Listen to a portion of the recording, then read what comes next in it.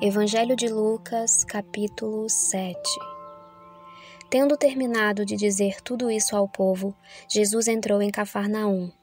Ali estava doente, quase à morte, o servo de um centurião, a quem seu senhor estimava muito. Ele ouviu falar de Jesus e enviou-lhe alguns líderes religiosos dos judeus, pedindo-lhe que fosse curar o seu servo. Chegando-se a Jesus, suplicaram-lhe com insistência: "Este homem merece que lhe faças isso, porque ama a nossa nação e construiu a nossa sinagoga." Jesus foi com eles. Já estava perto da casa quando o centurião mandou amigos dizerem a Jesus: "Senhor, não te incomodes, pois não mereço receber-te debaixo do meu teto. Por isso, nem me considerei digno de ir ao teu encontro. Mas dize uma palavra e o meu servo será curado. Pois eu também sou homem sujeito à autoridade e com soldados sob o meu comando. Digo a um: vá, e ele vai, e a outro: venha, e ele vem. Digo a meu servo: faça isto, e ele faz." Ao ouvir isso, Jesus admirou-se dele e, voltando-se para a multidão que o seguia, disse: "Eu lhes digo que nem em Israel encontrei tamanha fé." Então, os homens que haviam sido enviados voltaram para casa e encontraram o servo restabelecido. Logo depois, Jesus foi a uma cidade chamada Naim, e com ele iam os seus discípulos e uma grande multidão. Ao se aproximar da porta da cidade, estava saindo o enterro do filho único de uma viúva, e uma grande multidão da cidade estava com ela. Ao vê-la, o Senhor se compadeceu dela e disse: "Não chore." Depois aproximou-se e tocou no caixão, e os que o carregavam pararam.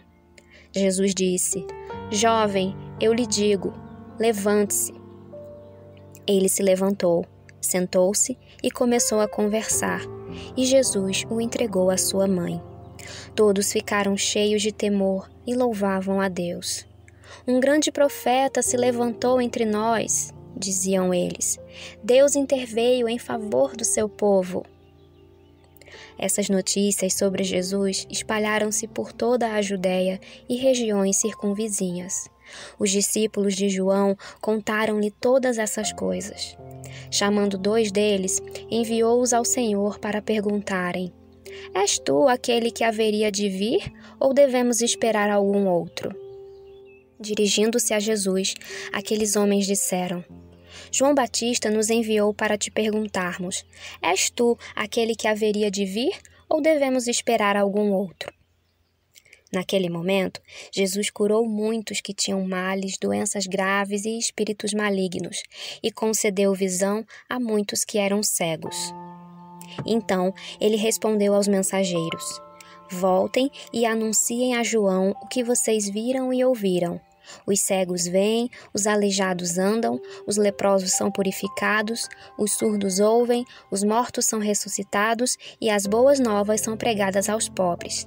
E feliz é aquele que não se escandaliza por minha causa." Depois que os mensageiros de João foram embora, Jesus começou a falar à multidão a respeito de João. "O que vocês foram ver no deserto?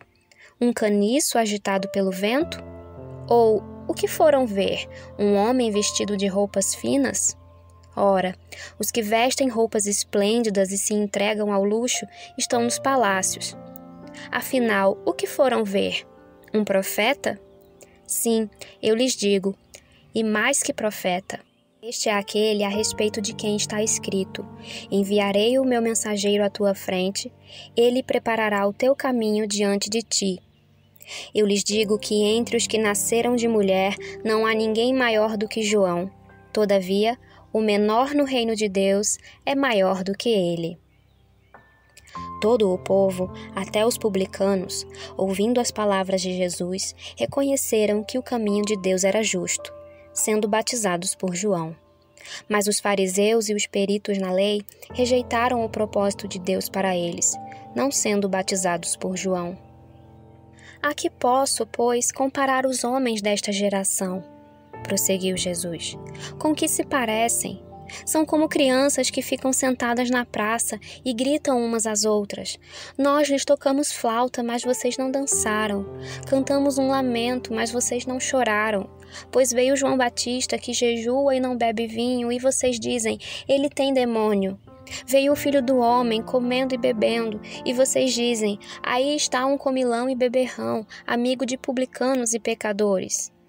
Mas a sabedoria é comprovada por todos os seus discípulos.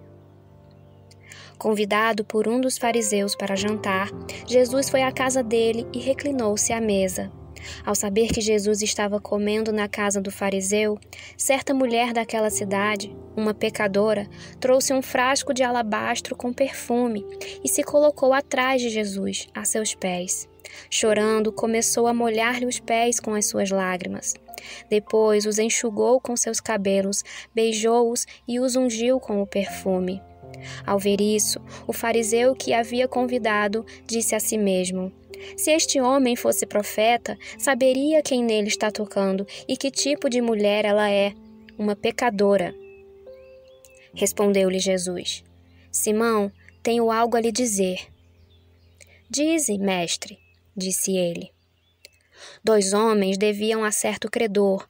Um lhe devia 500 denários e o outro 50. Nenhum dos 2 tinha com que lhe pagar, por isso perdoou a dívida a ambos. Qual deles o amará mais? Simão respondeu: suponho que aquele a quem foi perdoada a dívida maior. Você julgou bem, disse Jesus. Em seguida, virou-se para a mulher e disse a Simão: vê esta mulher? Entrei em sua casa, mas você não me deu água para lavar os pés. Ela, porém, molhou os meus pés com as suas lágrimas e os enxugou com os seus cabelos. Você não me saudou com um beijo, mas esta mulher, desde que entrei aqui, não parou de beijar os meus pés. Você não ungiu a minha cabeça com óleo, mas ela derramou perfume nos meus pés. Portanto, eu lhe digo, os muitos pecados dela lhe foram perdoados, pelo que ela amou muito. Mas aquele a quem pouco foi perdoado, pouco ama. Então, Jesus disse a ela: seus pecados estão perdoados. Os outros convidados começaram a perguntar: quem é este que até perdoa pecados? Jesus disse à mulher: sua fé a salvou. Vá em paz.